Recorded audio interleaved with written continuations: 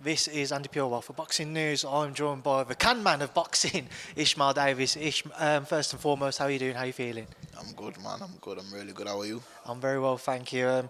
This has certainly been a chapter in your career I don't imagine you even anticipated. I know you've had a lot of success, and since you've teamed up with Matchroom, with Sonny, with Lee, that's all come with it. But you jumped in at short notice to fight Josh Kelly at Wembley.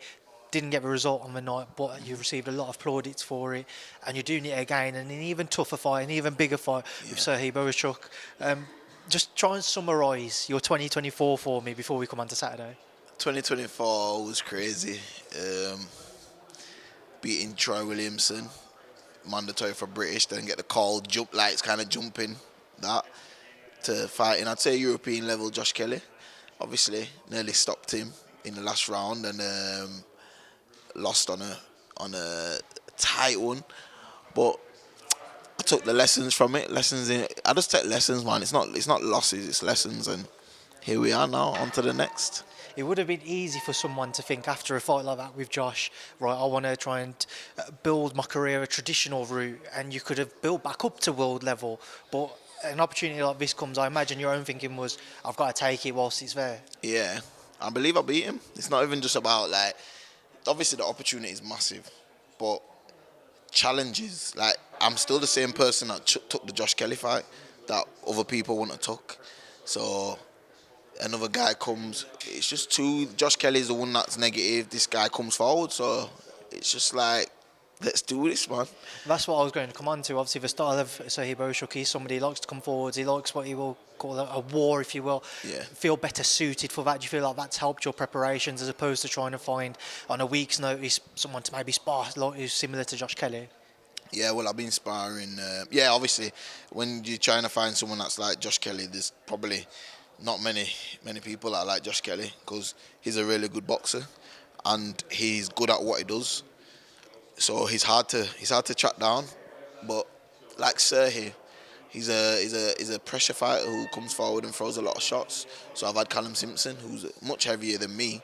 That's way bigger than Serhii, and 2 weights above, and pushing me hard. So I'm ready, man. I'm super ready. How much of Serhii have you watched in this brief period of time from when you were contacted about the fight, and what gives you the confidence that what have you seen in him that you feel like you can take advantage of? I watched the Virgil Ortiz fight when it went down, and then I've been watching a few of his fights, and I know what he's good at and I know what he's not good at, and he's not got the best IQ. He's just a pressure fighter. He's just a straight come forward, bang him in your face, try to get you out of there sort of guy. How do you, in your own mind then, how does Saturday play out? My IQ beats him, man, and I get the win. Is it hard not to look into 2025 and how life-changing of a victory Saturday night could be? I need to get past that first, because you never know what's next. Like, you just never know. So I never like to try look into the future. I just want to get the job done on Saturday. Is it, or do you sometimes have to maybe pinch yourself a little bit because in an alternate universe, you fought Ishmael Davis a few months back? Yeah, no, I didn't fight. I would have fought. Yeah, I would have fought him. Yeah, in an alternate universe, that fight still happens. Yeah. Well, sometimes I always say it all the time. It don't. Obviously, it's real, but what's happening? It's sometimes I ask, like, how come it's like, why is it happening? Obviously, not why, but it just feels like, I don't know how to explain it. It feels unreal, innit? Do you feel like you deserve these opportunities? Though? Yeah, of course, because I put the work in it. Like, but it's like, why has God chose me in it? But obviously, I'm putting the work in all the time. But that's how it feels. It feels unreal, innit?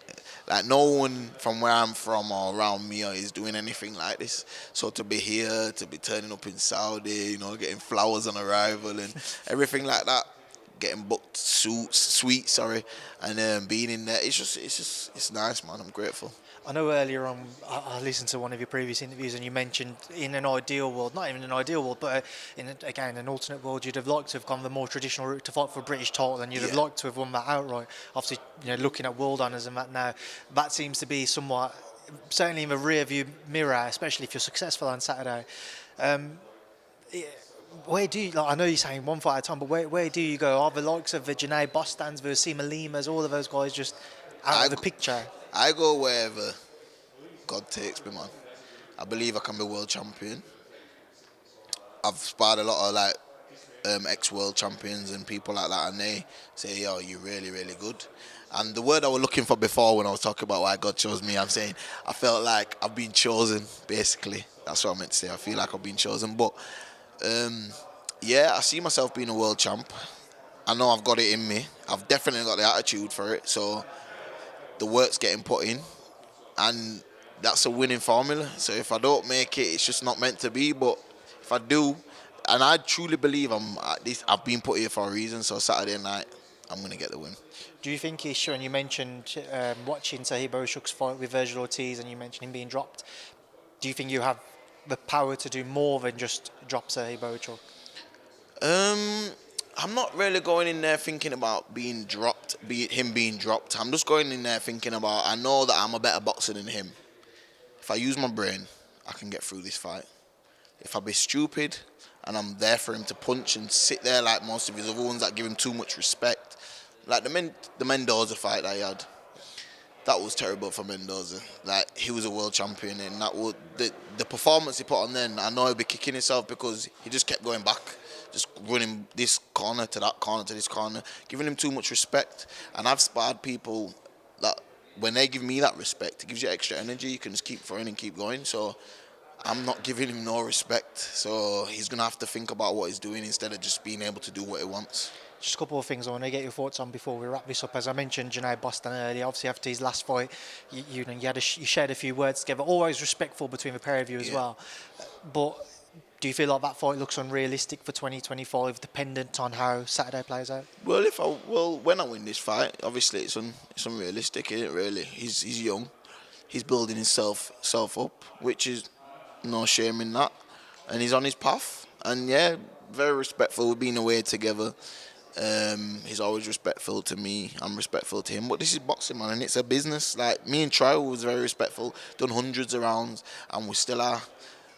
Troy, I message him all the time, and it's just business, man. It's boxing. You can't take it to heart. The people that are taking this game to heart, you're in the wrong game, because this is the hurt game. Do you know what I mean? So get in there, train as hard as you can, and fight as hard as you can, man. Ishmael, just whilst I got you as well, I just want to get a word on Sonny Edwards. Obviously lost the last fight of his career to Galawi fireman, who's played a significant part in the most recent part of your career. What did you make of Sonny on that night? His obviously immediate retirement. Obviously, I know Sonny personally, and I know that he's fell out of love with the sport. It's been a long time. So, aside from boxing, I want him to be in the best place mentally, physically. And I'm there for him. So obviously seeing him go out like that was not nice.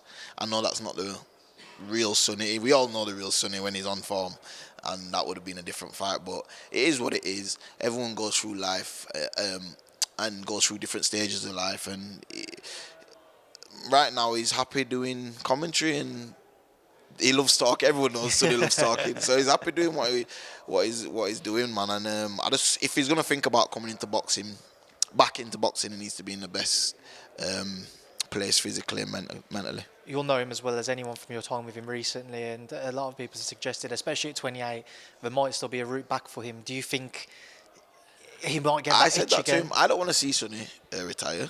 I want to see the Sonny that I used to see, making people look silly and enjoying it in there. But that's for him to get back to a place where he truly believes that he's ready to take the game 100% serious, because you can get seriously hurt, and fighting like he did against Galal, can get seriously hurt like that. So before he comes back in the game, I'm going to be like to him, bro, are you really mentally ready and ready to do this? But I believe he'll be back. Do you think that's what changed his own mindset as to why he didn't want to continue? Because his style changed. We were used to seeing Matt hit and not get hit, and he was a very elusive fighter, very difficult to pin down and very difficult to beat. And then as soon as we started to see him maybe stand a little bit more and trade off with his opponents, that's when he got hit a bit more, and obviously the defeats came. Do you think that's where the unhappiness might have come from? No, the unhappiness is just the lifestyle he's living out of boxing.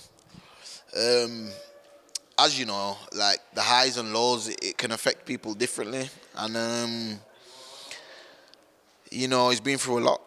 So he's just not mentally there right now with boxing, in terms of boxing. But people go through it. Look at Tyson Fury. He went on a 2 year, I don't know, was it 2 years or something, where he went on drinking and whatever. And look, but he came back when he was mentally right. So now we're on a Tyson Fury fight card. You know what I mean? So. Well, Ish, listen, I don't want to take too much more of your time. I want to leave you to enjoy the rest of your day. Obviously, good luck this week, good luck on Saturday, and thank you for speaking to me in Boxing Thank News. you. Thank you.